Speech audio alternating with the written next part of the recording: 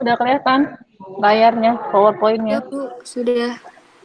Oke, terakhir kita ngebahas ini kan tentang isomer.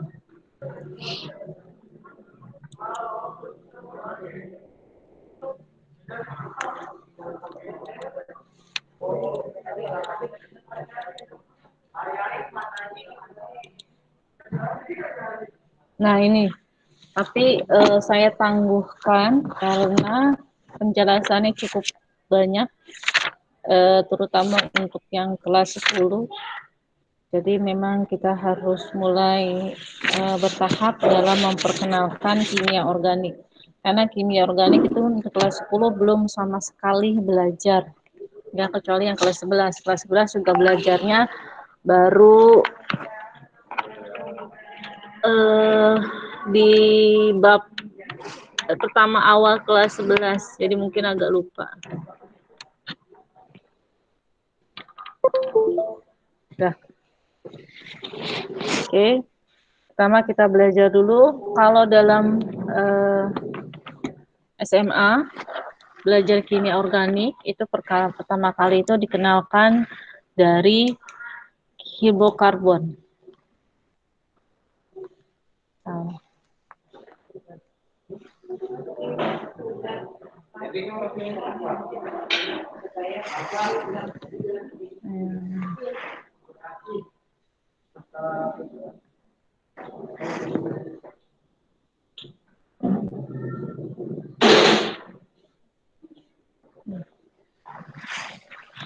Apa Pak Dedi? Nggak perlu rapi kalau gue mah. Dah, hidrokarbon. Hidrokarbon itu kemarin sudah saya bahas, itu terdiri atas unsur hidrogen dan unsur karbon. Di mana yang paling utama itu nanti kita bicaranya adalah karbon itu sendiri. Makanya di awal perkenalan senyawa karbon, senyawa organik di kelas 11 itu kita membahas tentang sifat dari karbon, di mana sifat dari karbon itu salah satunya dia bisa membentuk 4 ikatan kimia. Ya, ciri khususnya mempunyai kesempatan untuk membentuk 4 ikatan. 4 ikatan apa? Yang terbentuk adalah ikatan kovalen ya. Karena apa? Karena dia adalah senyawa non-logam. Jadi non-logam ketemu sama non-logam. Maka nanti dia bisa membentuk 4 ikatan kovalen. Jadi C ini bisa mempunyai 4 seperti ini. Nah, dari keempat tangan ini ya, atau keempat ikatan ini, dia hanya bisa berikatan dengan C atau dengan H. Ya, ini kita batasannya adalah hidrokarbon ya. Jadi nanti dia bisa berikatan dengan C, C-nya itu bisa di sini, bisa di sini, atau dia bisa berikatan dengan H. Gitu. Paham sampai sini konsepnya? Ya, Bu. Halo. Oke. Lalu berikutnya ikatan ikatan C dengan C itu nanti kita bisa terbagi atas dua. Ada tiga, ada tiga ikatan C dengan C. Itu yang pertama tunggal. Yang kedua itu adalah rangkap dua. Lalu yang ketiga itu adalah rangkap tiga. Nah, ini bentuknya seperti ini. 1, 2, 3. Nah, ini namanya akan mempunyai penamaan yang berbeda. Alkana, alkena, dan alkuna. Dari alkana, alkena, dan alkuna, kita yang jadi pokoknya lagi itu yang ini. Ya, alkana. Nanti senyawa turunan alkana itu yang kita pelajari di kelas 12. Tapi ini tidak menutup kemungkinan inian ya, pakai ya, terutama isomer. Isomer yang kita akan bahas itu adalah isomer yang terjadi pada senyawa alkena. Nah, ini adalah sedikit penjelasan tentang senyawa alkana. Lalu berikutnya yang saya akan mau jelaskan itu tentang isomer.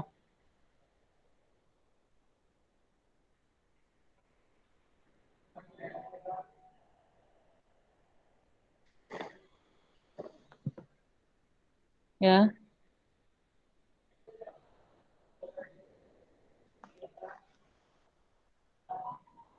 Jenis isomer. Apa sih isomer? Nah, saya jelasin dulu isomer. Kemarin sudah sedikit saya bahas. Isomer itu adalah rumus molekul sama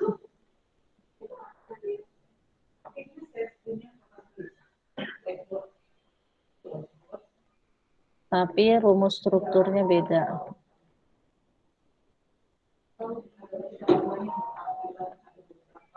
Nah, di slide sebelumnya ini mana nih ya?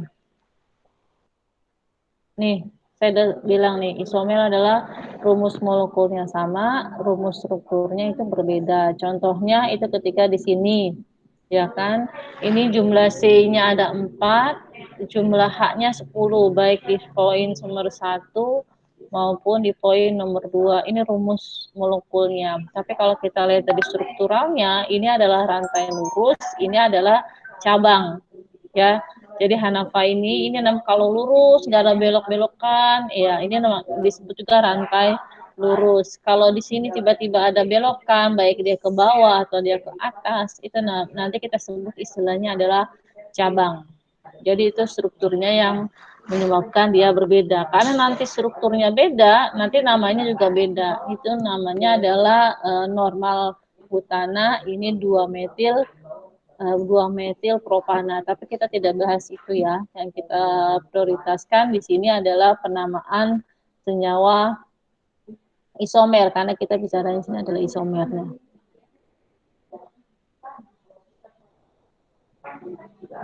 Nah, itu isomernya. Nah, ada beberapa jenis isomer. Yang pertama isomer rangka. Itu yang tadi kita sebut dengan isomer rangka. Ya, ini jenis yang pertama, ini namanya isomer rangka. Jadi kita lihat apakah dia lurus atau dia itu mempunyai cabang. Jadi itu isomer yang pertama yang kita perkenalkan adalah isomer rangka. Contohnya sudah dibahas di minggu lalu. Ya, kita lihat itu adalah rantai lurus dan cabang.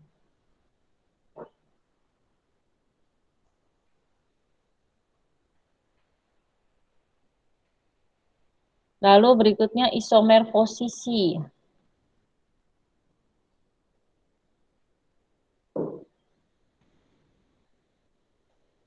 Isomer posisi itu adalah posisi dari gugus fungsinya saja yang berbeda.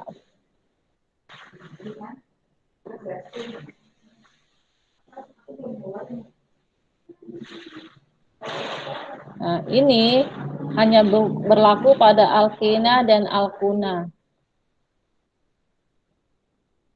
Nah, misalkan ini saya bikin, ini kan senyawa alkana ya, rantainya 1. Saya tidak tulis H-nya ya, kita perhatikan C-nya aja. Ini rantainya 1 atau tunggal.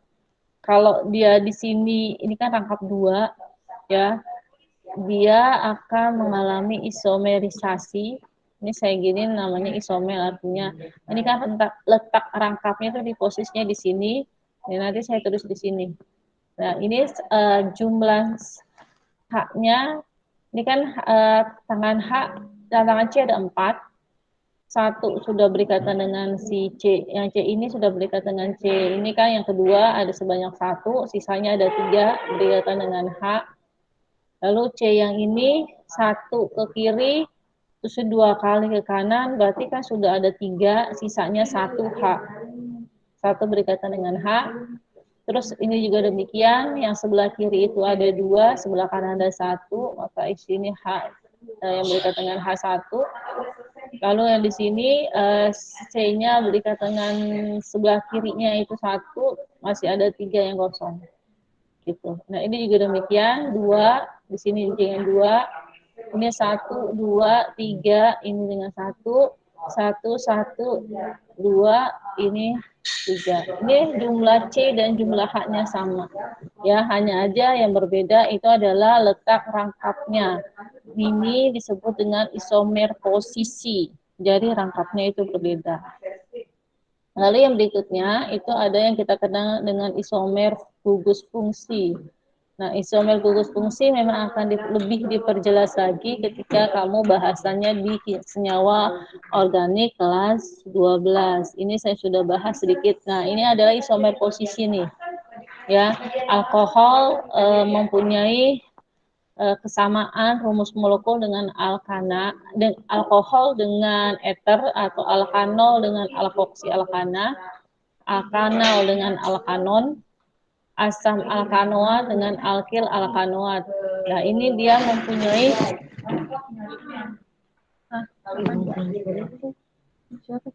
ini punya aku angkat udah ditagi sama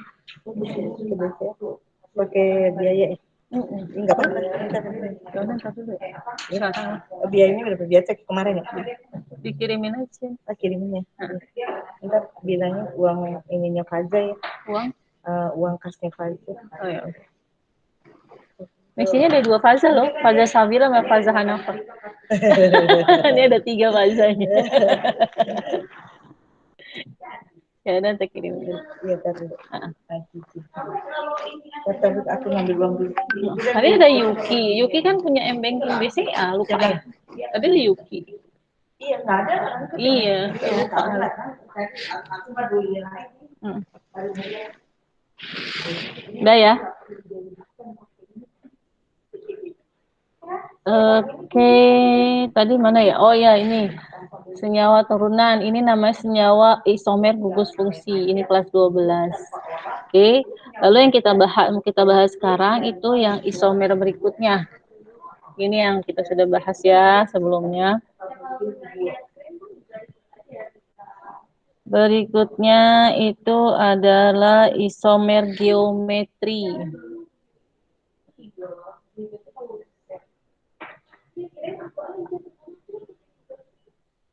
Nah, isomer geometri itu yang tadi yang kemarin saya katakan, ya ada yang modelnya cis, ada yang modelnya trans.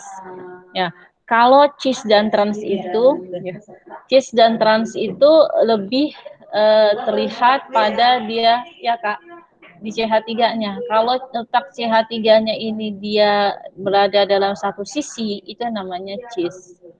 Nah, kalau trans itu letak CH3-nya itu berseberangan. Gitu. Ini adalah trans. Paham sampai sini? Iya, Bu. Paham. Iya, Bu. Ini kan baru sampai sini ya. Lalu berikutnya di tingkat kuliah, kalau OSN itu kan materinya dia agak lebih tinggi daripada tingkat SMA. Nanti ada nama isomer geometri itu adalah istilahnya E sama Z yang tadi kita perkenalkan E sama Z. Kalau kita bicaranya itu adalah apa sih posisi, cis itu sama dengan Z. Jadi ini saya tulis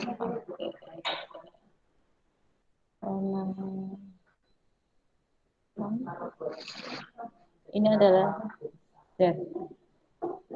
Dan ini trans itu adalah si E. Nah, gitu. Ya, kalau kita bicaranya letaknya dari posisi. Nah, lalu apa sih perbedaannya? Kalau udah tahu letaknya sama, kok masih ada E sama Z? Perbedaannya, kalau di cis sama trans itu cuman terbatas ya, sama kayak kita belajar konfigurasi elektron, itu kan ada konfigurasi elektron Monod-Nails di mana dia batasannya adalah 2n kuadrat, dia tidak ada subunit. Tapi kalau kita pelajari mekanika kuantum, itu kita mengenal adanya suborbital, ya ada SPDF, ada bilangan kuantum utama, azimut, dan seterusnya. Nah, itu adalah pelebaran dalam menentukan konfigurasi elektron. Ini juga demikian. Jadi kalau ini terbatas hanya untuk CH3, tapi kalau kita udah bisa bicaranya posisi E sama Z, itu adalah bisa selain CH3. Apa poin utamanya kita bisa menentukan skala prioritasnya? Itu adalah kita lihat jumlah MR-nya. Jadi dalam penentuannya itu, ya, dalam penentuan skala prioritas kita lihat adalah prioritas adalah nomor massa MR dari yang mengikat di sini, yang berikatan pada C. Gitu, paham? Iya, Bu. Iya, Bu.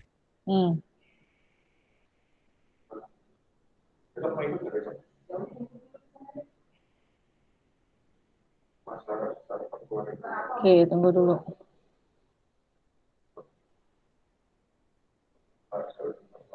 Ya. Nah, ini kembali ke soal yang berikutnya sini.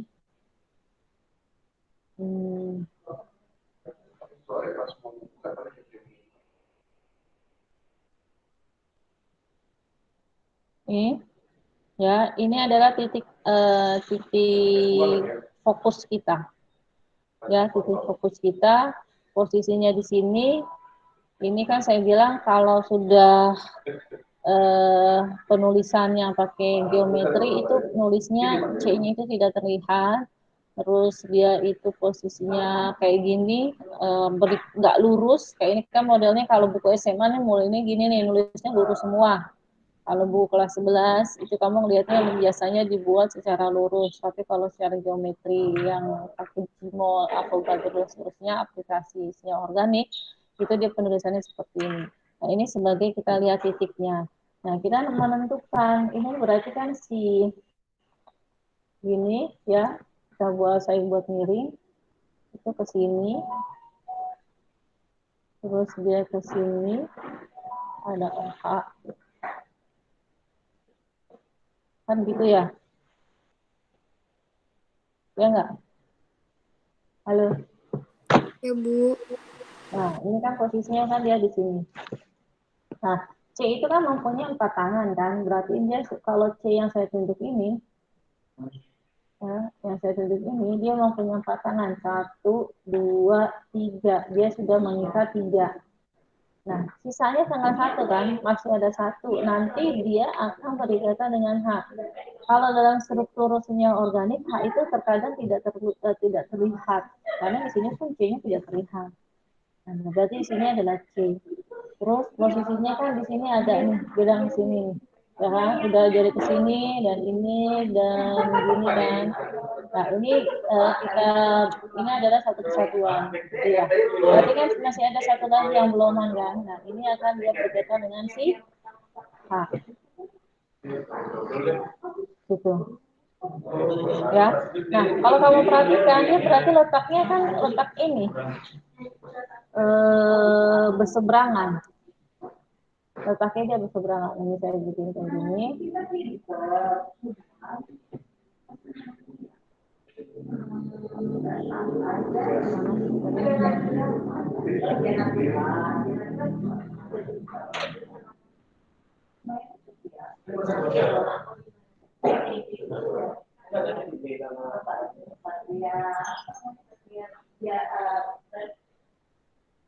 Nah, posisinya lihat di sini.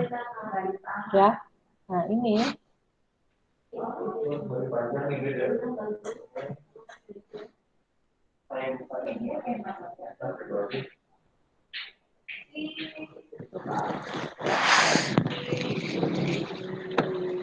Nah ini kelihatan mirip sama yang ini kan, posisi trans kan? Posisi Iya, trans Bu. itu adalah E. Oh, nggak susah. Nah, tinggal penamaannya. Berarti kita sudah bisa menjawab ini antara E atau Z yang kita pilih. Oh, ternyata yang memungkinkan adalah si Z. Oke, berarti pilihannya antara A sama si C. Lalu dari penamaannya, kalau dalam penamaan senyawa organik, menurut IUPAC itu pasti ada rantai utama dan ada cabang. Ya, rantai utama dan ada cabang. Nah, rantai utamanya, oh ini malah dipermudah ini, namanya sama antara, bukan ya, salah ngeliat ya, antara E sama E itu, oh iya, salah, saya ngeliatnya A sama B kan. Nah, rantai utama itu kalau kita bicara penamaan IUPAC, rantai utama kalau alkana, alkena, alkuna, kalau alkana nih kita menentukan C terpanjang. Terus kalau kita sudah ada rangkap 2, rangkap 3 yang kita perhatikan itu di rantai utamanya harus ada cirinya, gitu kan? Nah, nanti kalau kamu sudah belajar kimia organik yang kelas 12 dalam menentukan rantai utamanya, itu dia harus ada gugus fungsinya. Jadi ciri khasnya itu harus ada dan terletaknya di rantai utama. Itu kalau dalam penamaan secara IUPAC. Jadi kalau kita perhatikan yang di sini, ini kita bisa sebutkan ini adalah rantai utamanya. Kenapa? Karena gugus fungsinya, ciri khasnya itu adanya posisinya di sini. Ya, ada gugus fungsi alkohol. Lalu di sini kalau kita belajar ini kan dalam bentuknya ada yang rantai lurus, ada yang membentuk siklis. Nah, ini ada siklisnya nih. Ini ada siklisnya. Ini ada siklisnya. Nah, ini ada siklisnya. Gitu loh. Jadi ini termasuk yang rantai utama. Ini adalah yang cabang. Jadi kita penamaannya berdasarkan rantai utamanya dulu. Oke. Nah, lalu dari rantai utama itu kita perhatikan letaknya itu di C nomor berapa. Ini coba saya nggak bisa hapus. Tunggu. Kita bikin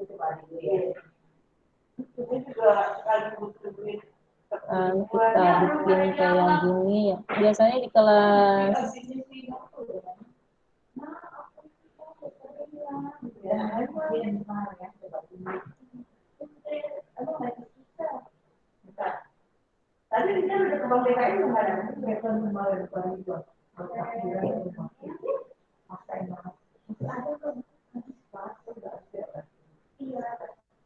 nah, kan ini ya, ini kan yang nah,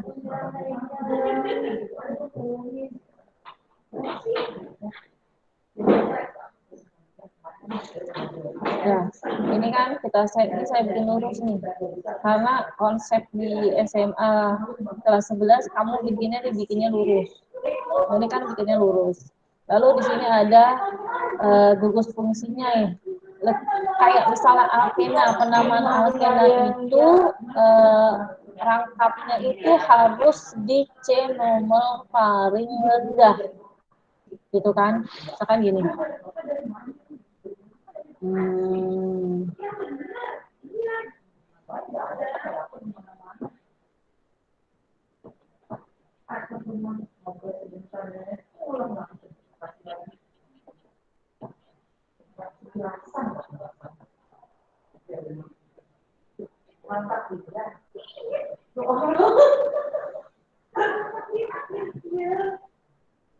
Kan gini, kalau penamaan alkena ya, kan gini. Kan, ini 1, 2, 3, 4. Kita kan nyari yang belum bisa mulai dari sini. Satu-satu deh, soalnya ada Hanafa yang belum pernah sama sekali.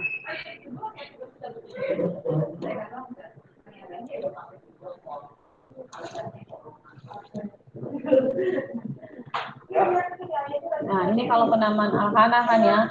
Ini namanya 1, 2, 3, 4 butana kan. Ini namanya butana, kenapa adanya 4? Kenapa ini namanya agak berbeda dengan penamaan anorganik yang kayak asam sulfat segala macam, enggak. Dia ada nama beda, misalnya 1 metana, butana, propana, butana, pentana, heksana, nonana, heksana, heptana, oktana, nonana, dekana. Itu ya, itu namanya 1 sampai 10. Kalau kelas SMA itu wajib dihafal. Nah, ini butana. Terus ini kalau misalkan dia pakai rangkap, gitu kan ya, kita pakai rangkap, di rangkapnya itu adalah C yang paling kecil. Kalau mulai dari sini C nomor 1, kalau mulai dari sini C nomor 2, kita ambil yang paling kecil, berarti ini 1 butena. Kan gitu. Nah, ini juga demikian. Ini kita skala prioritasnya.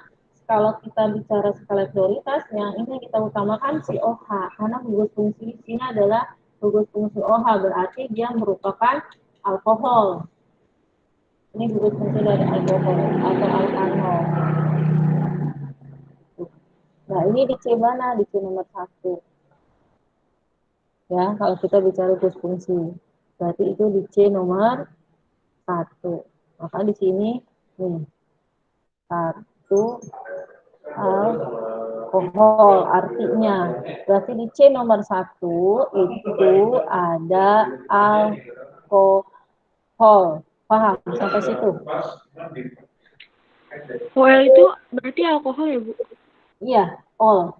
Karena nanti namanya alkanol, sama kayak alkana, alkena, alkuna, ambil akhirnya aja gitu. Ya, misalnya kan ini alkena, kita ngambil di sini adalah butana. Kalau dia normal kan namanya butana. Tapi kalau dia pakai alkena, itu namanya jadi butena. Kalau dia di sini rangkap 3, itu akan menjadi butuna. Kita ambil akhirannya aja, ya kan? Ingat nggak? Nah, ini juga alkanol itu kita ambil ujungnya aja. Maka di sini angka 1 itu menunjukkan di C nomor 1 ada gugus alkohol. Lalu di C nomor 2 itu ada rangkap, ada senyawa alkena. Coba sini kita lihat. Ini nomor 1, ini nomor 2 kan? Nah, di C nomor 2 ada ini. Ini kan ciri dari si alkena. Paham? Iya, Bu. Masuknya ke rangkap 2 ya, Bu? Iya, rangkap 2. Jadi C nomor 1 di C nomor 2. Lalu berikutnya, itu maksud-maksudnya. Lalu heksil butana, ini siklo. Siklo itu berarti dia ini kan, dia termasuk apa? Dia bukan rantai lurus, tapi dia membentuk siklis. Siklisnya ada berapa? Kita hitung 1, 2, 3, 4, 5, 6. Jadi ada 6. Berarti dia siklo. Kalau dia 5 ada lagi. Kalau 5 bukan pentil ya, tapi amil. Amil, nah heksi berapa? Heksi itu berarti sikloheksi. Apa sih namanya? Ini kan dia apa ya? Dia termasuk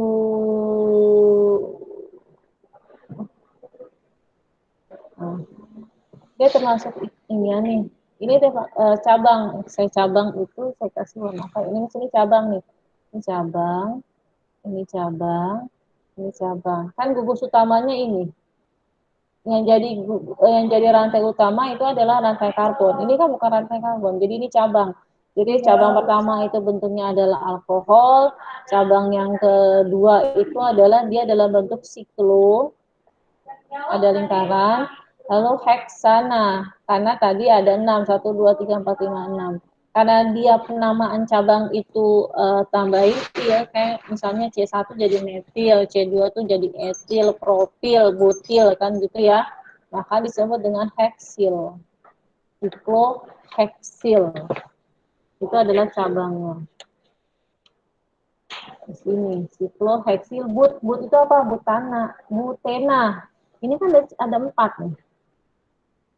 Rantai utamanya ada berapa? 1, 2, 3, 4.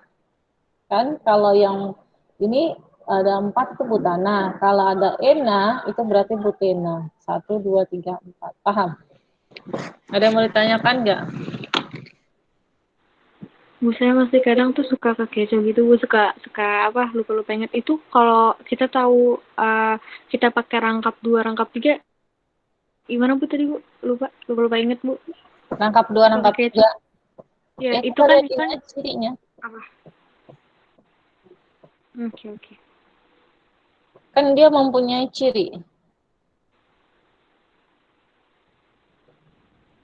Ya, Bu. Ada lagi yang mau ditanya?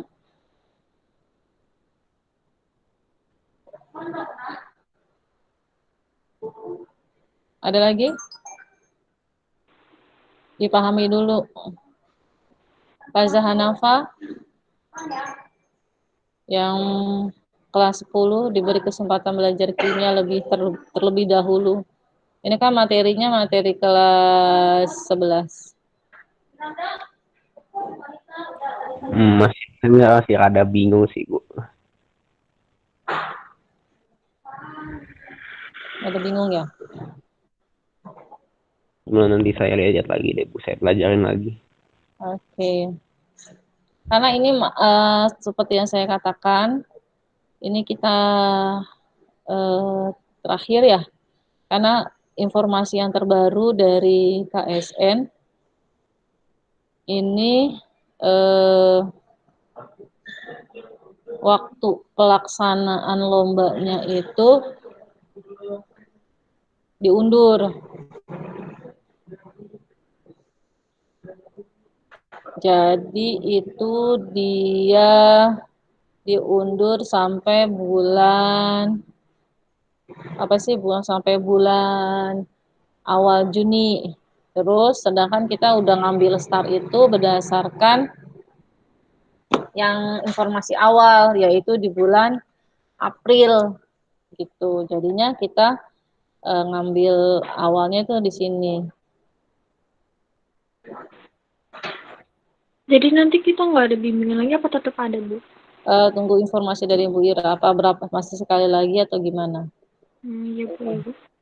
Bu, itu kalau boleh tahu, kita ujian di tempat ujian di sekolah atau di mana ya, Bu? Nah, itu dia.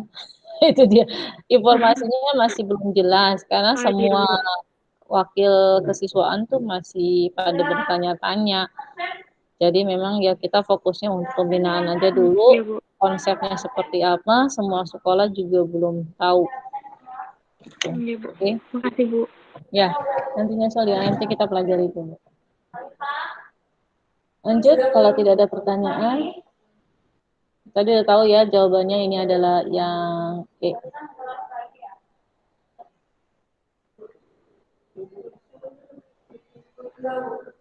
Nah, ini masih kimia organik.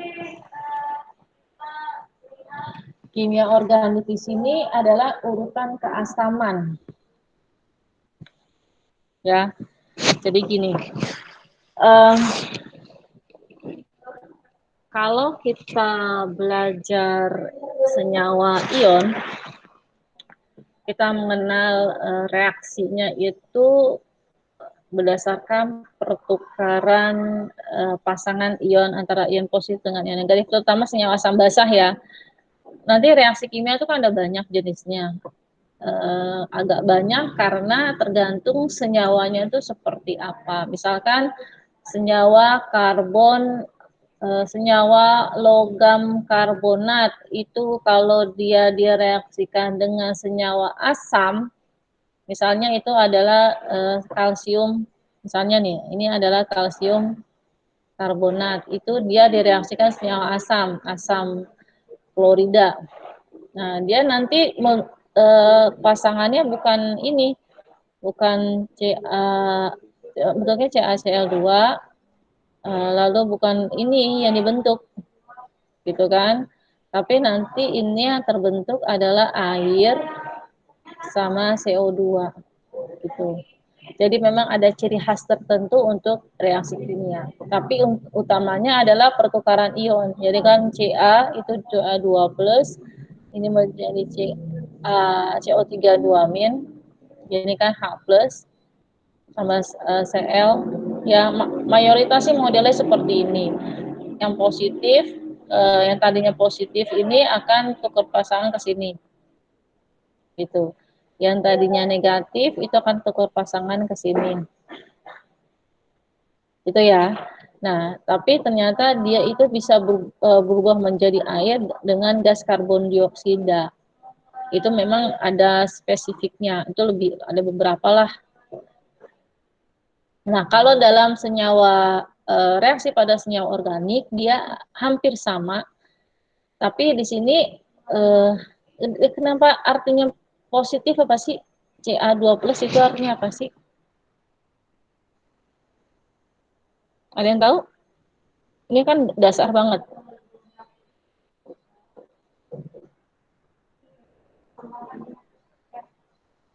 Halo.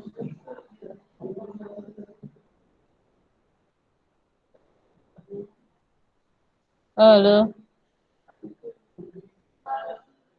Iya tahu Bu. Nah, Tadi ada putus-putus saya. Ca2+ artinya apa?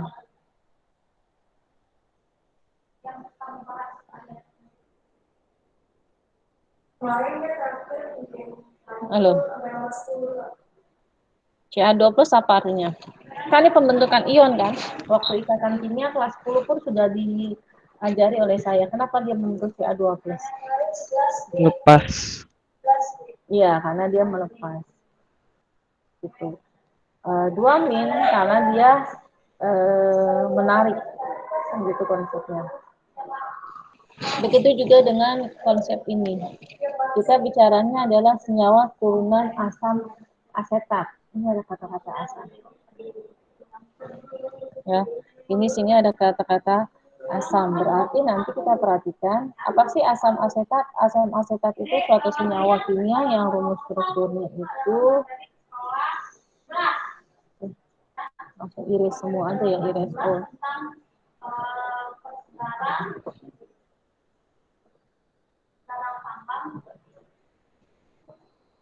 Ini rumus struktur asam alkanoat.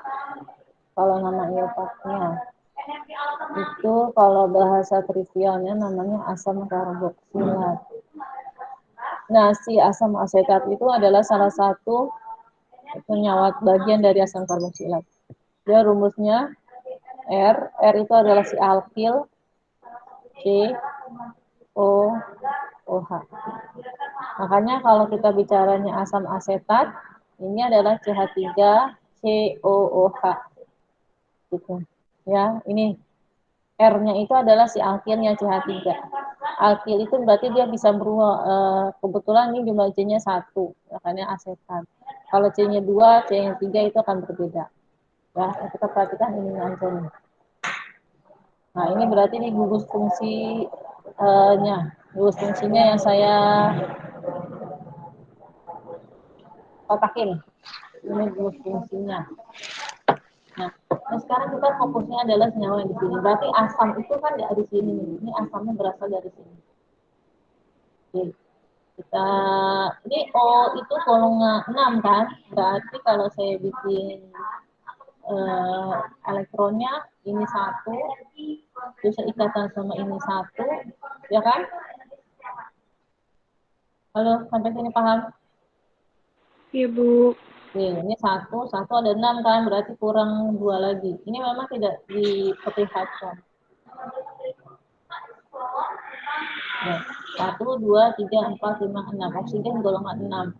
2 itu sudah dipakai untuk berikatan dengan C dan dengan H. Ini dipakai berikatan. Ini nanti kita sebut ikatan pasangan elektron ikatan. Nah, ini yang bebas. Ketika dia mempunyai jumlah elektron itu masih banyak yang jomblo, masih banyak yang tidak berikatan, maka nanti dia akan menjadi ion, menjadi apa ya, kecenderungan membentuk ikatan ya, mempunyai kecenderungan membentuk ion yang bermuatan negatif. Sama kalau kita bicaranya ikatan kovalen polar, sana ikan polar ya. Ikatan kovalen polar. Ini kan contohnya adalah HCl. Cl itu kan golongan 7. Ini golongan 1. Jadi ikatan kovalen itu kan dia terjadi ini nih, jadi ikatan kan. Nah, ini ketika dia terjadi perbedaan keelektronegatifan, si Cl ini dia kecenderungannya akan membentuk ion yang bermuatan negatif. Kecenderungan ya, makanya nanti kalau di buku-buku kuliah tuh ada gambar ini, dia tidak sebenar-benarnya ion, tapi ini adalah mempunyai kecenderungan bernilai negatif. Jadi mempunyai kecenderungan untuk menarik menarik elektron, karena di sini dia lebih kuat tarikannya. Istilahnya gitu. Nah, ini juga antara O sama H, ini sama. Ini misalkan ini O, ini adalah H. O itu dia golongan 6. 1, 2, 3. Golongan 6 di sini. Nah, ini dia berikatan nih dengan sini. Nah, kalau dilihat sama ini, dia maka si O itu mempunyai kecenderungan untuk membentuk ion yang bermuatan negatif. Gitu. Ya. Paham sampai situ? Iya, Bu. Oke. Nah, karena dia mempunyai kecenderungan bermuatan negatif, nanti dia ini kan lawannya negatif, maka dia lebih suka narik yang positif dong. Lebih suka yang positif. Ngerti nggak? Gimana, Bu? Jadi gini. Ini kan konsepnya. Karena kan dia mempunyai pasangan elektron bebas, sehingga dia kalau membentuk ion, dia mempunyai kecenderungan ion yang bermuatan negatif, ya kan? Iya nggak?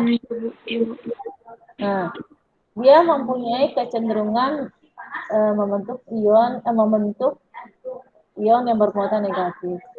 Nah, kalau kita belajar ilmu fisika dasar, dia akan tertarik sama lawan jenisnya.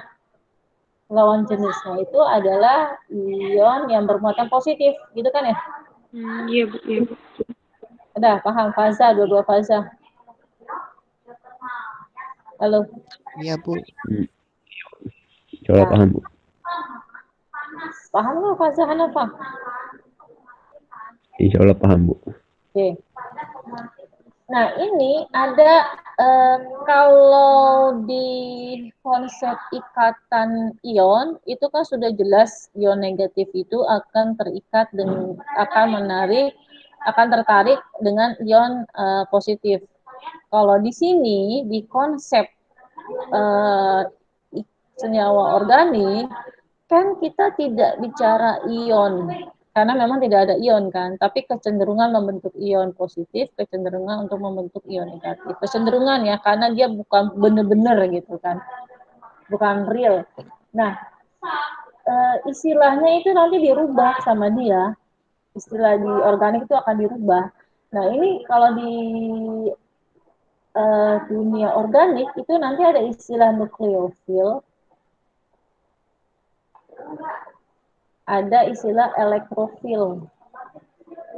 Jadi memang bahasanya dibedain. Feel itu artinya like. Kalau pelajaran kimia itu ada fog, misalnya fog. Nah, ini dari kata-kata fobia, tidak suka. Kalau feel itu dia suka. Paham sampai situ? Iya, Bu. Nah, elektron itu kan negatif. Berarti nanti ini menyukai elektron, menyukai yang bermuatan negatif. Paham? Elektrofil. Gimana, Bu? Elektrofil itu berarti dia menyukai elektron, ya kan? Feel itu kan like, suka. Elektro itu berarti dari kata-kata elektron. Elektrofil berarti dia menyukai elektron. Oke, konsepnya paham? Ya, Bu. Berarti kalau nukleo berarti menyukai nukleo, Bu. Nah, nukleo di sini adalah positif dari nukleon. Kalau kita bicara bagian dari atom, itu kan ada elektron, ada inti atom. Inti atom itu ada elektronukleon. Ya, nukleon itu adalah inti atom biasanya bermuatan positif kan? Karena di situ ada proton sama ada neutron. Neutron itu kan netral. Berarti otomatis dia adalah bermuatan positif untuk yang inti atom. Ingat nggak? Ya, Bu. Oke, berarti kalau nukleofil itu dia menyukai yang bersifat positif. Paham? Paham nggak? Berarti sama kayak yang elektro ya, Bu? Iya, kalau elektro itu dia menyukai yang negatif, atau dia tertarik lebih tertarik kepada yang negatif. Kalau nukleofil itu dia tertarik sama yang Tertarik positif. sama yang positif ya? Iya, jadi konsepnya itu bukan kita bicaranya ion. Kalau ion itu kan adalah terjadi ketertarikan antara ion yang bermuatan positif dengan ion yang bermuatan negatif. Jadi benar-benar real, itu adalah benar-benar ion. Tapi kalau kita bicaranya konsep kovalen polar, sama kita bicaranya di sini, ini kan asam itu termasuk kovalen polar kan. Berarti kita konsepnya itu nanti dia tidak sebenarnya ion karena dia tidak sebenarnya memberi dan tidak sebenarnya melepaskan, tidak sebenarnya mengikat, tapi dia mempunyai dulu. Kan kalau ikatan ion itu kan terjadi benar-benar dilepas. Jadi kamu kalau ngasih barang itu benar udah bukan milik kamu lagi gitu kan, itu adalah konsep ion. Tapi kalau konsep dari kovalen, kamu ngasih tapi kamu masih ada jalinan gitu loh. Kamu ngasih tapi tidak sepenuhnya ngasih, istilahnya minjem. Itu adalah konsep dari ion. Makanya kalau si kovalen, kalau kovalen itu ngomongnya adalah penggunaan bersama elektron. Jadi masih pakai sama-sama walaupun kita posisinya jauh lebih banyak gitu loh kepada dia. Tapi tetap itu intinya kita cuma minjemin. Walaupun kita ngasih itu sebanyak mungkin, kita ngasihnya minjemin. Kenapa? Lagi curhat. Oh, masih Pak ya? Oke. Kamu Asifah lagi IPM atau? Dari kemarin berarti ada di sini, kenapa nggak ngambil? Safia nggak ngambil. Oh. Yo. Waalaikumsalam. Kak, paham? Jadi ini keunikan dari kimia organik. Jadi harus ada berpikirnya. Oke, itu ya. Terus sampai mana tuh ada tuh. Nah, sekarang kembali kita ke konsep sini. Kan kita bicara ion, berarti kita bicaranya keunikan dari si ini. Ya. Saya ngebahas ini dulu ya, karena nanti kita sebenarnya sasaran ini nih, sasaran utamanya adalah si ini. Tapi saya ngebahas ini dulu. Berarti si O ini dia termasuk nukleofil atau dia termasuk elektrofil? Dia itu lebih suka positif atau dia lebih suka negatif? Oksigen.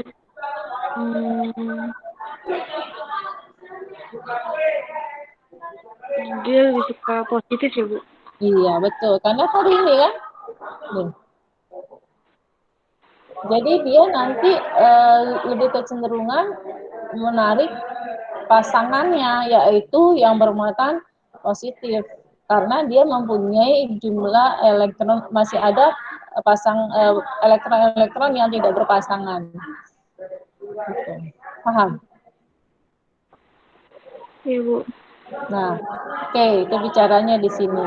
Ya, makanya nanti senyawa asam itu dia termasuk ikatan CH3COH kan salah satunya, dia termasuk kovalen polar karena dia bisa melepaskan. Lalu kita kembali ke di sini. Ini yang kita perhatikan, yang beda itu adalah si C yang ada di sini. C yang di sini itu dia itu urutannya lebih kemana ya? Dimanakah yang keasaman, turunan asam. Nah, ini yang kita perhatikan, itu dia posisinya di ikatan dengan OH, ikatan sama BR, ikatan sama OH. Ini nggak ada ikatan, nggak ada sama sekali, ya. Nah, ini kalau kita lihat OH yang ada di sini, ini kan golongan 6.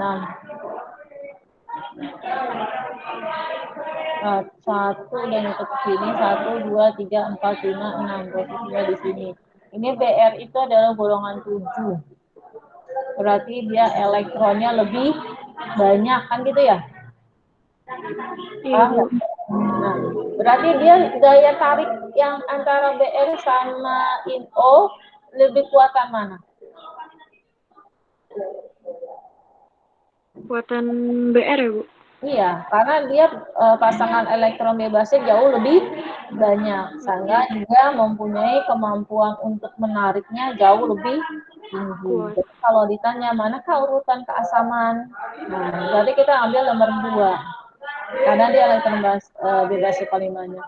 Dari 2, lalu ke O, tadi jumlahnya di sini 7, di sini jumlahnya 6, lalu di sini dia tidak ada sama sekali. Jadi urutannya 2, 1, dan 3.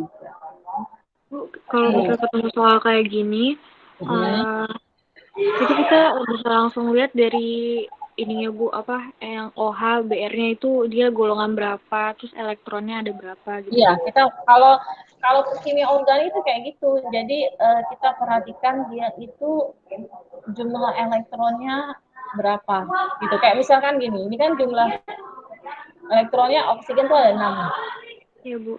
1, 2, 3, 4, 5, 6. Nah, nanti dia sebenarnya dia masih punya kemungkinan untuk bisa menarik. Ya, dia bisa mempunyai kemungkinan untuk mempunyai ketertarik, untuk bisa menarik yang bermuatan negatif, yang bermuatan positif, karena dia mempunyai ini. Nih, dia mempunyai pasangan elektron bebas. Tapi kenapa dia tidak menarik? Karena dia itu sudah stabil. Tapi kalau misalkan dia itu di sini rusak nih, ikatannya di sini rusak, maka dia nanti akan mempunyai kemungkinan untuk menarik. Gitu. Menarik apa? Menarik yang bermuatan positif, karena dia mempunyai kecenderungan untuk bersifat nukleofil, lebih suka sama yang bermuatan positif. Maka nanti dia akan begini modelnya hati. Ya, kalau di organik tuh kayak gini agak ribet, enggak sih ribet banget sih. Nah, dia kan nanti kan gini nih. Satu, dia akan nanti bermuatan negatif. Nah, ini ya, kalau ininya lepas ya, tapi kan ini kan nggak lepas, makanya dia stabil, dia sudah berjumlah 8, dia sudah cukup. Oke. Ada lagi yang mau ditanya? Kalau yang ditanya asam gimana, Bu? Ini kan asam. Salah. Kalau ditanya basa. Kalau senyawa ini kayaknya basa nggak ada deh. Oh, jadi asam aja, Bu. Kalau basa itu apa sih? Basa itu kan OH. Iya, Bu. Gitu. Kalaupun OH itu alkohol itu bukan, ini kan kalau kita bicara alkohol kan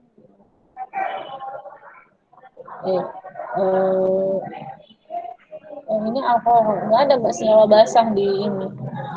Kita bahasanya kalau organik itu cuma senyawa asam.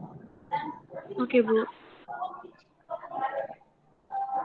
Untuk yang ini ya, kan kita bicara untuk asam asetat. Tapi kalau misalnya senyawa organiknya itu berbeda, dia bisa aja. Karena di sini kan ada elektrofil. Elektrofil itu berarti dia bisa kemungkinan tertarik sama elektron. Itu biasanya untuk alkohol jenis ini juga bisa. Ya. Tapi itu beda lagi konsepnya. Bukan yang ini. Iya, Bu. Oke. Lalu kita kembali ke sini. Ini cukup nggak waktunya. Ini soal esai.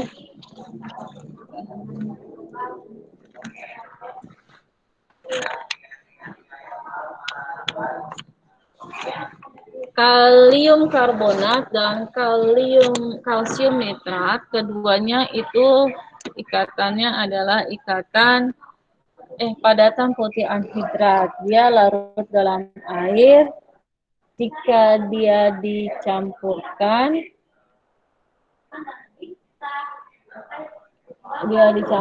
akan menghasilkan padatan putih. Padatan itu akan dipisahkan larutannya, itu dikeringkan lalu ditimbang. Nanti pKa 1 dan pKa 2-nya segini. Pertanyaannya, tuliskan sama reaksinya termasuk fasanya untuk pencampuran 2. Ini kalium karbonat itu berarti KNO3 bukan.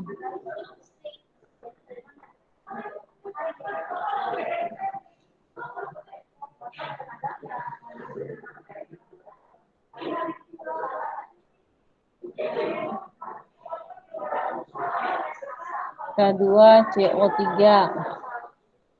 Kalau kalsium Ca sama nitrat. Nah, ini kebalikannya. Nah, ini udah dibahas sama saya tadi kan. Kalau ini dia direaksikan dengan asam, ini direaksikan dengan apa? Oh, air. Kalau direaksikan asam, itu kan dia berubah menjadi gas, ya, gas NO. Nah, ini dengan gas CO2. Tapi ini bahasannya bukan itu.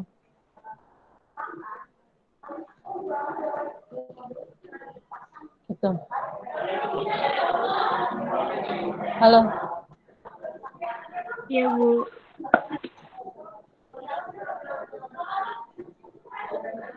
Udah. Kita lanjut.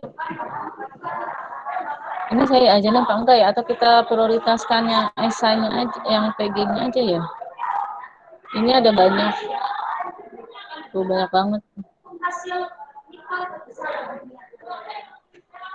Apa ininya aja kalian ya? Yang kayak gini aja kali ya.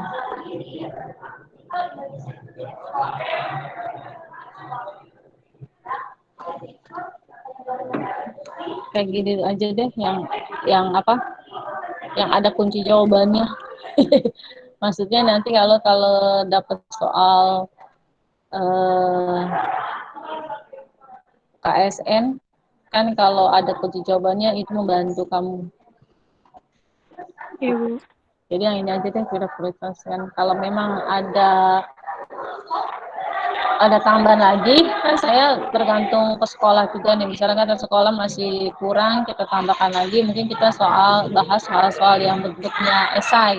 Sekarang kita fokus yang kegiatan dulu deh. Nah, ini adalah penyetaraan reaksi. Ini penyataan reaksi, tapi penyataan reaksi redoks. Rame amat sih anak IPM datang. Penyataan reaksi redoks. Reaksi kimia itu, ini kelas 12. Reaksi kimia itu kan adalah jumlah yang sebelah kiri itu sama dengan jumlah yang di sebelah kanan. Rame amat suara motor.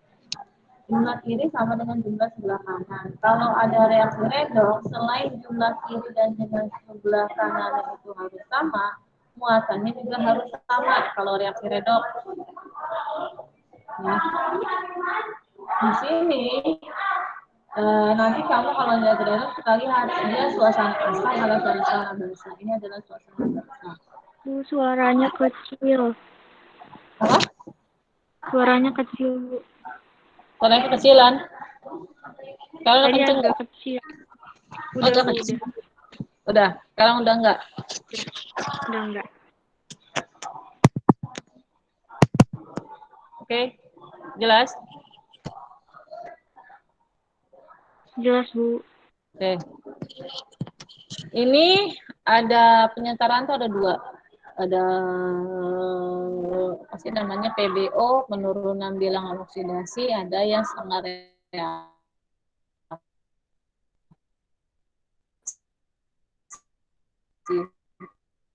Tapi konsepnya itu kita di karena redoks itu adalah singkatan kan ya, singkatan dari reduksi oksidasi. Lalu di sini dikatakan yang mengalami oksidasi itu adalah si CO, dan si oksidasi itu adalah si CO. CO dia berubah menjadi COOH3. Nah, dia berubah menjadi COOH3. Di sini ini kan dia unsur bebas, maka nanti dia nilainya 0. Kalau CO yang di sini dia adalah positif 3. Berarti dia terjadi kenaikan. Ada yang mau ditanyakan sampai sini? Enggak, Bu. Enggak, bisa positif 3 tahu kan dari mana? Iya. Enggak. Ngerti? Ngerti?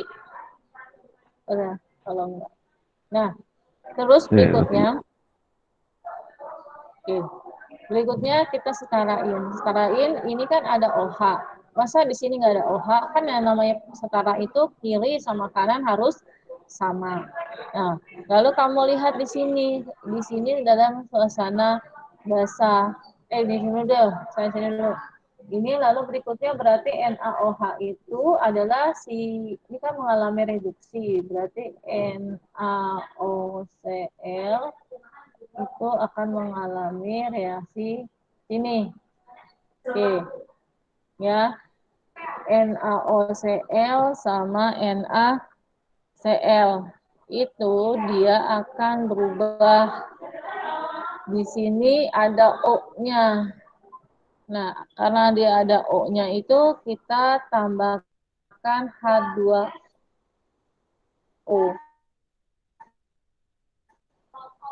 Gitu. Kalau pakai cara ini kamu bingung ya? Kamu belum kasih 12 sih pakai cara apa ya? Pakai ini aja deh. Pakai PBU aja deh. PBU. Terus ini sama tadi setengah reaksi. Ini cara PBO. Ya,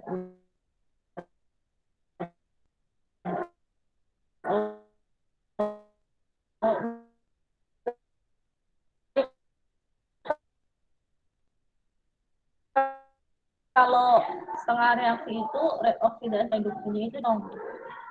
Dia itu ini menjadi FACL. Nah, kalau ini mungkin lebih paham. Lalu berikutnya kamu tentukan biloxnya. Ini biloxnya adalah 0, kan untuk bebas ya. Terus ini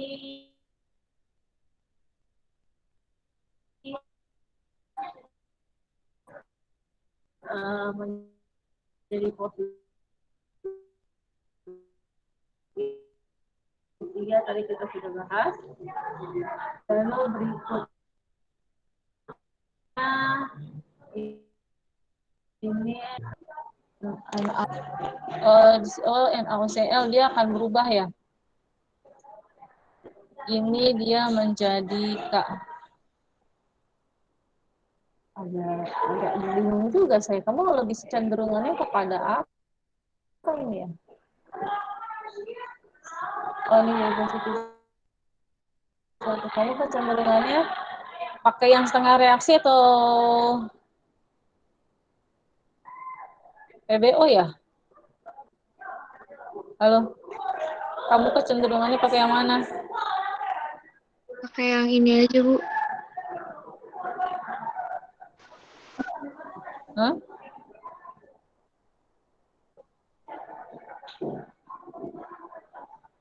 Pakai ini aja, Bu. Yang ini aja, Bu. Yang ini aja? Iya. Oke, tunggu dulu.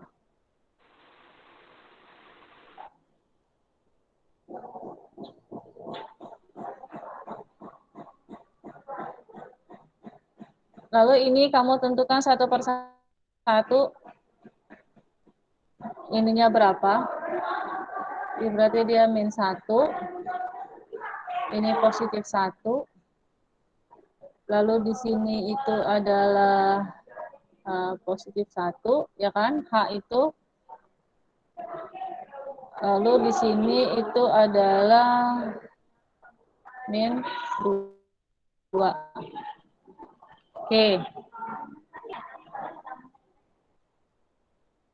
Lalu berikutnya kita lihat perubahannya. Dia perubahannya itu ya dari 0 ke 3. Paham sampai sini? Paham, Bu. Oke, berarti dia adalah oksidasi.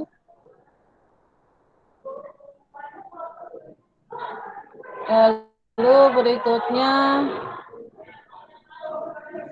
ini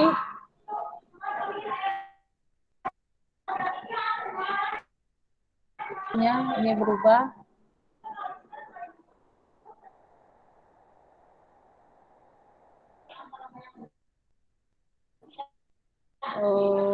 Si Cl-nya tunggu. Oke.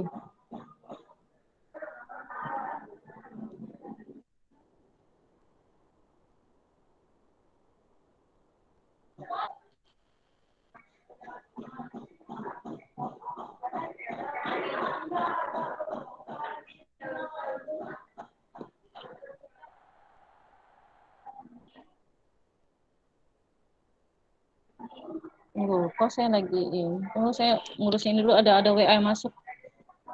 Iya, Bu.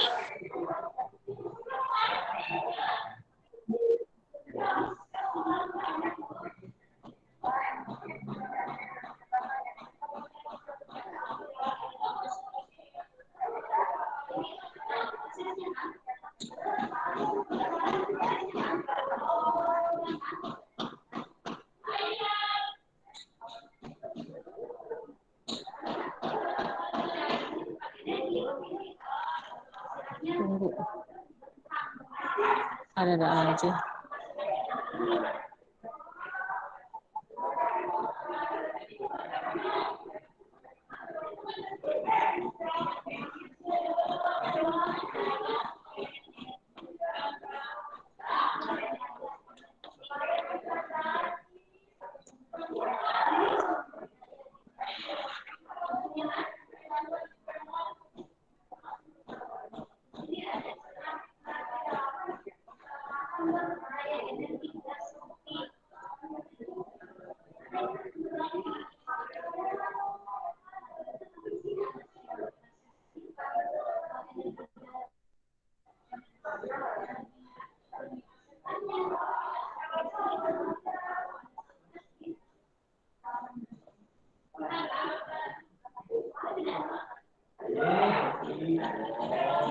Oke.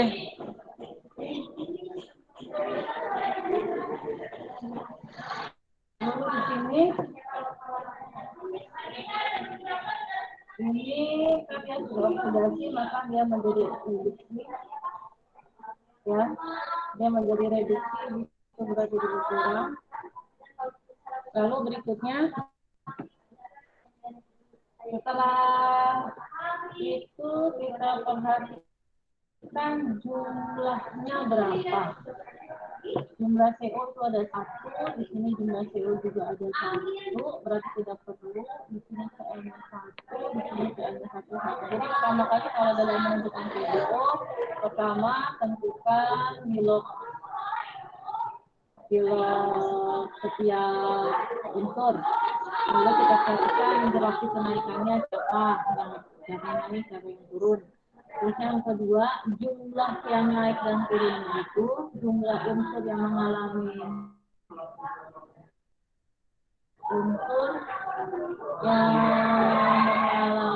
oksidasi dan reduksi harus sama. Ini yang terkadang di buku itu tidak dijelaskan. Nah, jumlah yang mengalami oksidasi redox itu harus sama jumlahnya.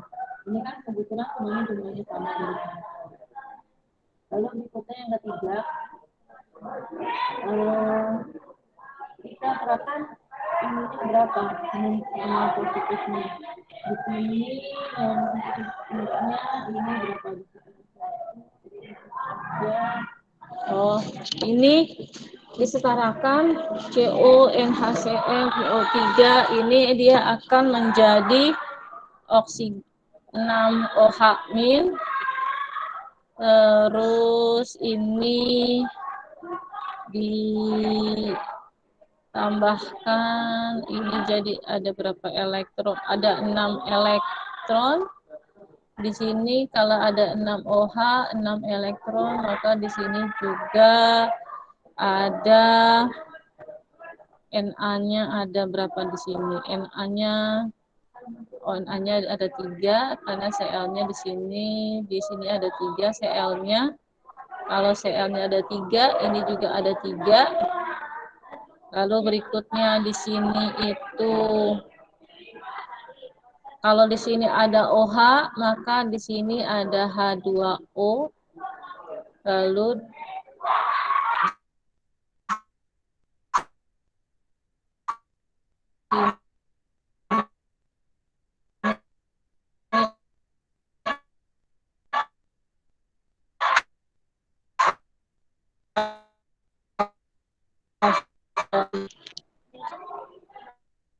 oh H2O-nya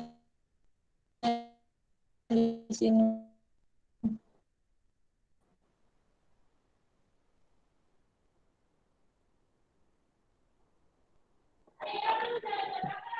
Sumpah anak IPM tambah ini kali ya, belajar PJJ.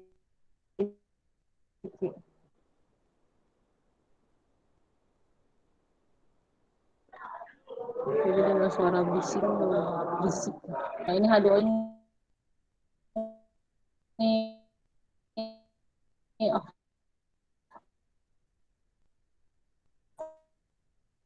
oh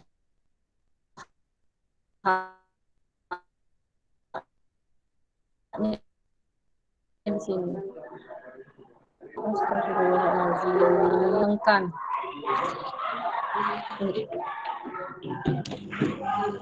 Menyeimbangkan muatan antara O sama H kanan sebelah kiri. Kalau di sininya H2, di sininya ada 6, maka di sini dia juga 6, di sini jadi 3. Kenapa 3? Karena hanya ada 6. Kan ini 6, lalu di sini 6, 12. Ini kita ada 6, 3 H2O. Oh iya, benar. Nah, astaga. Siapa sih lama banget? Lama banget siapa sih?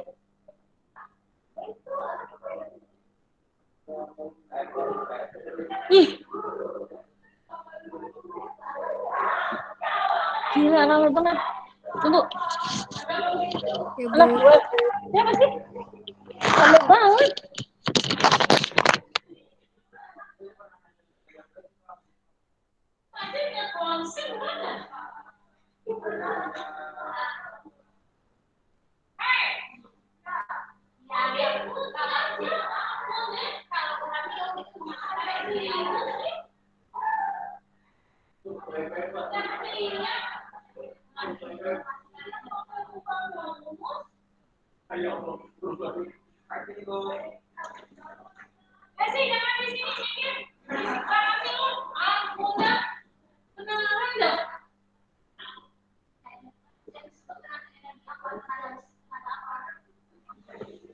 Aduh.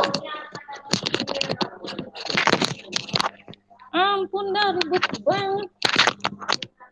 Cuman Desti doang. Masya Allah, rame banget.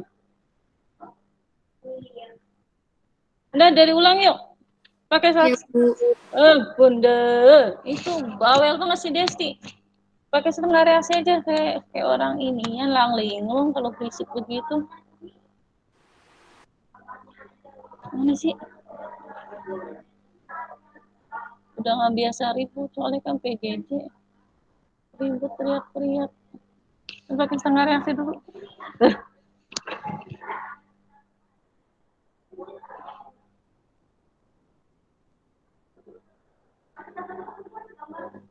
Saya pakai setengah reaksi coba. Beneran dah, kalau ribut saya lupa. Saya mau ngajar apaan.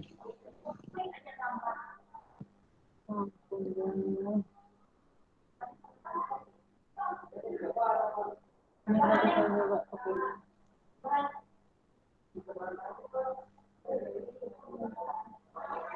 Dah, ini coba kita pakai setengah reaksi CO, CO2, ini O. Kita jadiin sama, tambahin OH. Terus di sini O-nya ada 3, H-nya ada 3, kita kalikan 3. Lalu di sini elektronnya kita perhatikan, di sini ada 3 kali 1. 3 min ya, di sini 3 min, maka di sini juga 3 min. Gitu. Ya. Paham nggak? Ini karena dia 3 muatannya itu harus sama. Ini 3 kali min 1 berarti 3 min. Ini juga elektron kan muatannya negatif, jadi 3 min. Ada yang mau ditanya? Enggak, Bu. Lanjut. NaOCl menjadi NaCl, lalu kita perhatikan di sini kita tambahkan OH-. Ini kita tambahin OH-, kalau di sini kita tambahkan OH-, ini kita tambahkan H2O. Tadi saya sudah katakan OH- dan H2O itu adalah penyeimbang. Kenapa tambahkan H2O? Karena tiba-tiba di sini ada H, sedangkan di sini nggak ada H awalnya. Maka ini harus ditambahkan biar sama. Jadi unsur sebelah kiri dengan unsur sebelah kanan itu sama. Lalu jumlahnya itu O-nya ada 2, H-nya ada 2, ini hanya ada 1, kita kalikan 2 di sini. 2 OH-, Na1, O2, Cl1, H2, dan 4. Tapi di sini muatannya berbeda, di sini muatannya 0 karena tidak ada yang bermuatan negatif, sedangkan di sini ada yang bermuatan negatif, maka ini menjadi min 2, lalu ini tambahkan min 2, itu kan? Lalu berikutnya, tahap berikutnya itu adalah ini elektronnya kita harus hilangkan. Ini elektronnya kita harus hilangkan. Ini elektronnya dikalikan 2. Ini elektronnya kita kalikan 3. Dia nanti bisa hilang kan. Oke, kalau ini dikalikan 2, maka semuanya kita kalikan 2. 6 OH-, baru kecil 2 CO, OH 3. Gitu. Terus ini 3 NOCl tambah 3 H2O.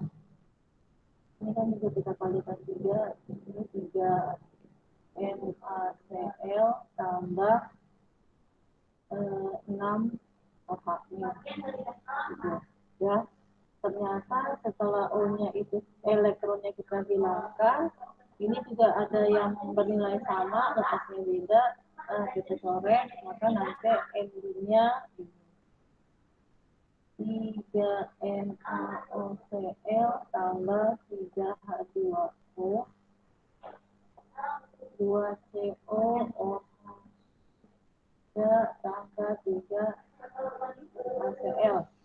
Nah, terus apabila reaksi tersebut disetarakan, maka koefisien kobalt itu kan CO sama NaOCl itu sama dengan 2 sama 3 jawabannya. Nah. Oh iya, nggak ada SMS. SLWA tuh bocah besi banget. Sumpah dah. Bener kan kagak sampai bingung ngajarinnya. Ini mereka sepi baru lancar nih. Oh, bener-bener itu. Ada yang ditanya nggak? Bu, itu kan setelah dicoret berarti yang di bawah dipindahin ke atas juga ya, Bu. Jadi yang 2 CO itu yang 3 NaCl-nya dipindahin ke atas juga, Bu. Jadiin 1. Itu kan dicoret kan, kan 2CO plus 6OH min kan. Terus dicoret sama yang 6OH min juga.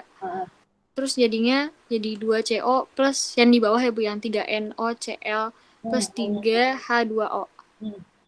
Oh iya Bu, oke. Jadi digabung. Jadi ini adalah reaktan, ini adalah produknya. Iya Bu. Oke, ya. Ini satu lagi. Cukup banget.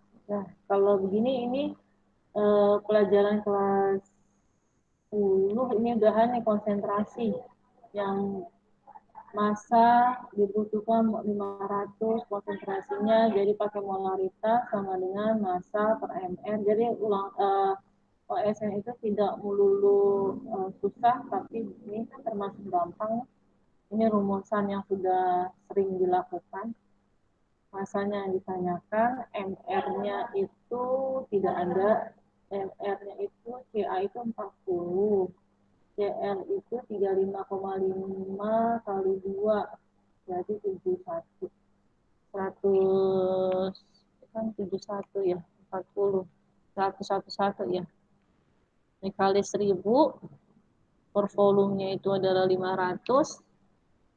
Konsentrasinya itu 0,2. Nanti kamu hitung dapatnya dia berapa. Ini 2. Ini berarti kalau kita kalikan ini 111 kali 2 dibagi 2 gitu kan. 111 dikali 0,2 per 2. Ini coret. Jadi 11,1 nilai jawabannya. Oke. Lanjut. Ini kalau di OSN itu biasanya dia tabel periodiknya dikasih. Jadi memang tabel periodik untuk untuk AR itu tidak perlu dihafal karena setingkat OSN pun menyediakan tabel periodik. Lalu ini materinya senyawa ionik, waktu itu sudah saya bahas. Ionik itu adalah ion positif ketemu sama apa ini? Ion positif ketemu sama ion negatif gitu. Ya, ion positif itu biasanya itu adalah logam. Biasanya ya berarti tidak 100%. Ini adalah non logam. Nah, kalau kita lihat ini depannya N, A, S, N. Ini kalau bisa kamu hafalin tabel periodik golongan yang utama aja ya.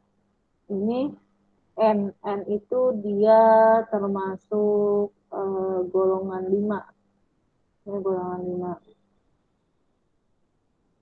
5. Ini golongan 5 semua. Ini golongan 5A. Nitrogen, fosfor, arsen, antimon, bismut. Ini golongan 5. Golongan 5 itu dia non logam. Gitu ya. Oke, berarti ini tidak bisa, ini tidak bisa, ini tidak bisa, ini tidak bisa. Yang bisa ini.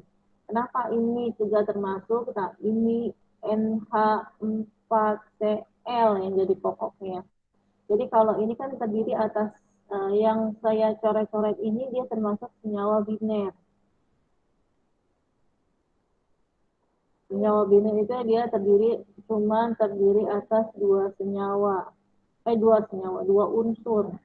Nah, unsurnya kalau dia ion, maka dia satu unsur utamanya itu unsur yang di depannya itu dia harus logam. Nah, kalau NH4Cl itu dia bukannya bicaranya unsur, tapi di sini adalah ion poliatomik.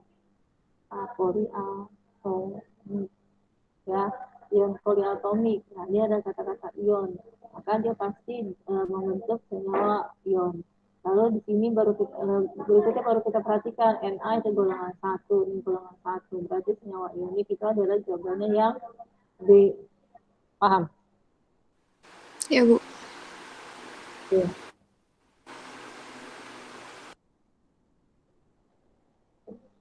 Ini terakhir ya.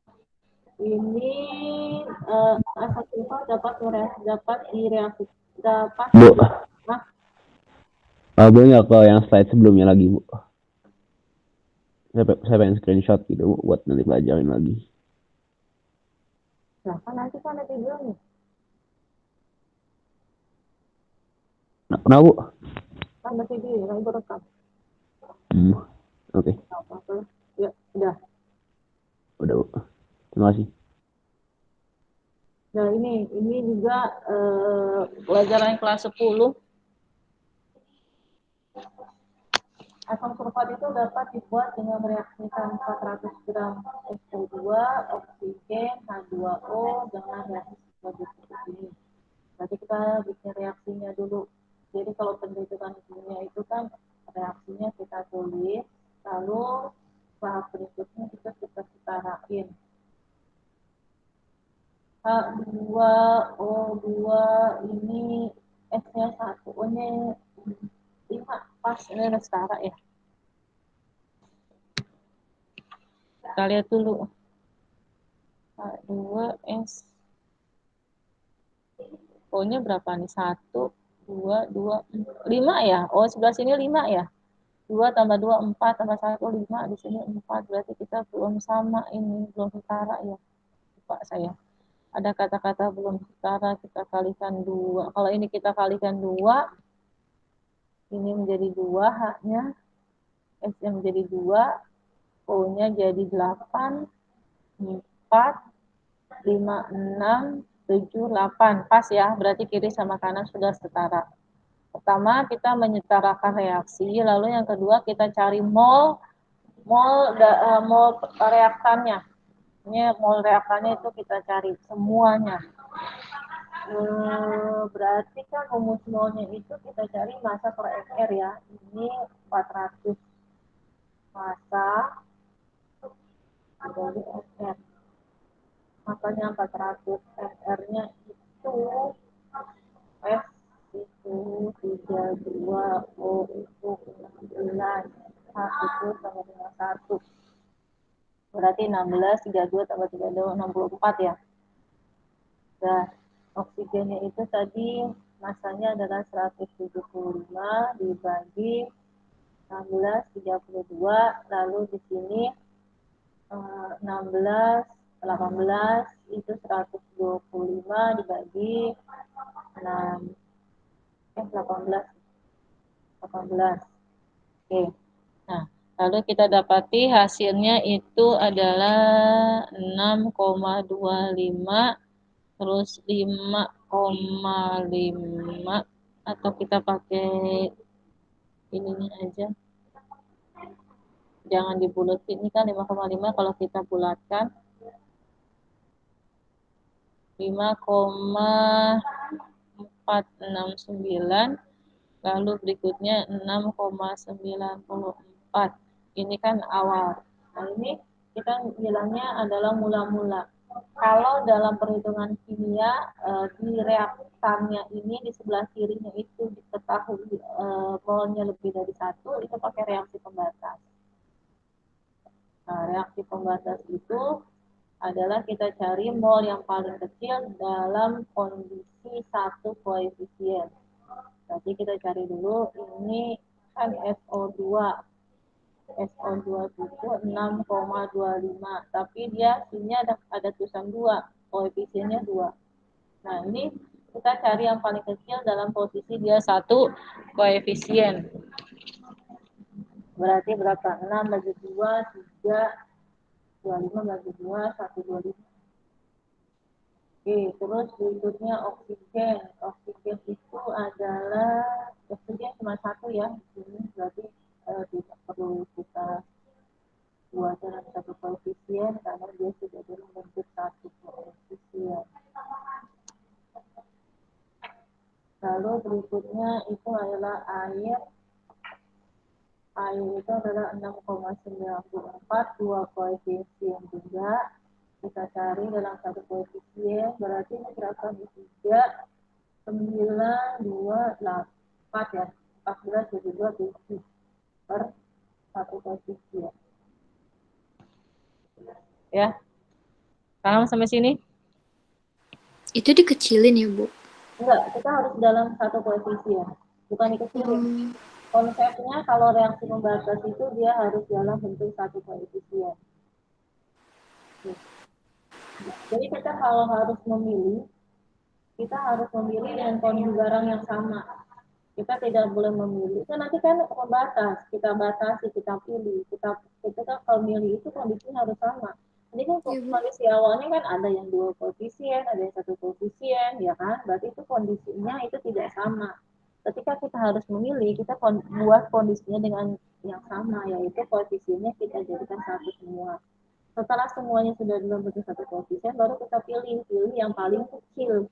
Nah, pilih yang paling kecil itu pasti posisinya adalah di sini. 3,125. Gitu. Paham ya? Iya, Bu. Oke, baru masukin di sini. Ini adalah reaksi atau terurai, tergantung bahasannya apa, tapi konsepnya sama. Nah, ini baru pakai perbandingan koefisien, perbandingan mol. Nah, koefisien ini kan di sini 2, 1, 2. Berarti tadi kita udah sepakat ini ya. Kita ambil satu koefisien 3,125. Berarti kalau dia 2 koefisien 6,25 kan, balik lagi ke angka sini kan. Kalau di satu koefisien berarti di sini 3,125. Kalau dia 2 koefisien maka di sini 6,25. Ini kan awalnya belum ada. Nah, ini kita sudah ada nih harganya. Kita pakai yang satu koefisien. Berarti nanti 3,2125 dikali 2 itu 6,25. Paham sampai sini? Ada yang mau ditanya? Halo, ada yang mau ditanya? Bu, itu yang apa yang di bawahnya 6,94 terus bawahnya kan 6,25. Gimana, Bu? Saya masih bingung. Ini. Iya. Ini kan kita udah milih. Jadi ketiga, Iya. ini kan yang paling kecil 3,125, terus 5,469, 3,47. Ini posisinya sudah sama-sama satu koefisien. Kita pilih yang paling kecil. Kita paling kecil kan ini. Nah, tapi hukum Gay-Lussac, perbandingan koefisien sama dengan perbandingan mol. Kan koefisiennya 2, 1, 2. Berarti kalau satu ada 3,125, kalau dia 2 berarti kan dikalikan 2. Paham? Iya, Bu. Nah, ini maka dapatnya 6,25, ini yang satu koefisien 31,25, lalu begini. Sampai sini paham? Udah sampai terurai atau reaksi ini pakai yang Gay-Lussac perbandingan mol, perbandingan koefisien sama dengan perbandingan mol. Iya, Bu. Oke, lalu berikutnya ini kan berkurang kan, sesuai dengan laju reaksi. Jumlah reaktan berkurang, jumlah produk itu bertambah, maka kita kurang di sini. Dapatnya 2,344 ya. Terus ini 0,69. Ini 6,25. Tuh. Lalu berikutnya kita lihat pernyataan yang tidak benar. Jika reaksi berlangsung sempurna, S6,25 mol SO2 berubah menjadi H2SO4-nya gram. Oh, berarti kita cari massa H2SO4. Dari sini kita cari massa dari H2SO4. Di mana rumus massa itu adalah mol dikali MR. MR-nya ini kamu cari, itu 98. Karena keseringan itu 98. Jadi ini kan ada. Mol itu adalah 6,25 dikali MR-nya itu adalah 98. Itu nanti hasilnya adalah ini kalau kamu hitung ya 612,5. Nah, ini berarti benar ya. Oke. SO2 sebagai reaksi pembatas. Ini kan yang kita pilih SO2-nya itu sebagai reaksi pembatas. Ini benar. Air jumlahnya berlebih. Iya, ini air ada sisa. berlebih itu berarti dia ada sisanya, berarti benar. Lalu di sini tadi H2SO4-nya dapatnya ini kan, massa dari H2SO4 itu 612,5 gram, bukan 700 gram, berarti ini salah. Terus pasti ini benar kan ya, oksigennya itu 75. Nah, kamu kaliin aja oksigennya itu adalah ini, nanti dikalikan 32. Nanti kita cari cukup oksigen itu sama dengan mol dikali mR. Molnya itu adalah 2,344 dikali mR-nya kan 32. Nanti hasilnya itu kurang lebih 75. Berarti yang salah itu adalah yang ini. Oke, sampai sini ada yang semoga paham. Nunggu lagi pengumuman berikutnya. Jika sekolah memberi kesempatan untuk belajar lagi, kalau enggak kalian pelajari soal-soalnya, nanti saya kasih. Betul. Kalau ada pertanyaan bisa kita diskusikan. Kamu belajarin aja yang pelajaran sekolah, benar-benar itu ada semua. Kan ini kan materinya materi kelas 10 gitu kan. Tidak semuanya itu materi yang kayak tadi tuh ikatan senyawa organik itu yang pakai diol-diol itu kan tidak semuanya begitu seperti itu. Jadi ada soal-soal yang memang kamu temui di SMA kayak begini kan sebenarnya pelajaran yang kelas 10. Tapi memang untuk si Hanafa belum nyampe. Setelah mereka tadi kan ulangan tuh. Nanti belajarnya ini gitu. Gitu. Ada yang bertanyakan? Tidak, Bu. Oke. Kalau gitu kita ketemu lagi minggu depan. Selamat istirahat karena tadi ada yang ngomong banyak tugas yang harus diselesaikan. Jadi kita bagi-bagi waktu. Ya. Ya, Bu. Sekian, terima kasih. Assalamualaikum. Waalaikumsalam, makasih, Bu. Terima kasih, Bu. Terima kasih, Bu.